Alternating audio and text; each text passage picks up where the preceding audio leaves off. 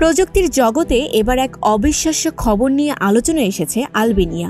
দেশটির এআই মন্ত্রী ডিএলা, যিনি নিজেই একজন এআই রোবট, এবার অন্তঃসত্ত্বা হয়েছেন বলে ঘোষণা দিয়েছেন আলবেনিয়া প্রধানমন্ত্রী এডি রামা। আলবেনিয়ার প্রধানমন্ত্রী এডি রামা সম্প্রতি জার্মানির বার্লিনে আয়োজিত একটি গ্লোবাল সম্মেলনে এই ঘোষণা দিয়ে সবাইকে চমকে দেন তিনি। প্রধানমন্ত্রী জানান, ডিএলা এখন গর্ভবতী এবং জন্ম দিতে চলেছেন ৮৩টি সন্তান, যা আসলে ৮৩টি নতুন এআই অ্যাসিস্ট্যান্ট।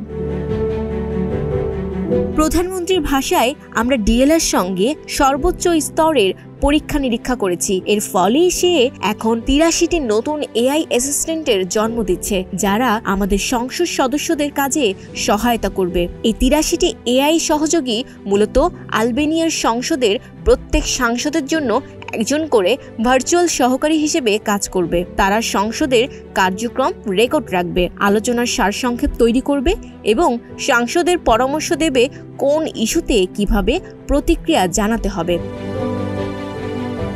২০২৬ সালের শেষ নাগাদ এই এআই সহকারীরা পুরোপুরি কার্যকর হবে বলে জানা গেছে। প্রতিটি অ্যাসিস্ট্যান্টের মধ্যে ডিএলআর ডেটা ও অ্যালগরিদম স্থানান্তর করা হবে, অর্থাৎ তারা হবে ডিএলআর সন্তান। ডিএলাকে একজন আলবেনিয়ান নারীর রূপে সাজানো হয়েছে। প্রধানমন্ত্রী রামা জানিয়েছেন, ১০০% দুর্নীতিমুক্ত প্রশাসন গড়ে তুলতেই তাকে মন্ত্রী করা হয়েছে। সরকারি সিদ্ধান্ত গ্রহণের ক্ষেত্রেও রয়েছে তার পূর্ণ অধিকার। রসিক ভঙ্গিতে প্রধানমন্ত্রী আরও বলেন, কেউ যদি সংসদ অধিবেশনে দেরি করে আসে বা অনুপস্থিত থাকে, ডিএলআর সন্তানরা সবকিছু নোট করে রাখবে, পরে সেটি রিপ্লে করবে। ডিএলআর শব্দের অর্থ আলবেনীয় ভাষায় সূর্য।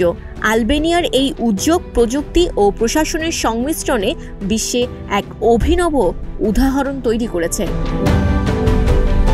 Desk report, news flash 71।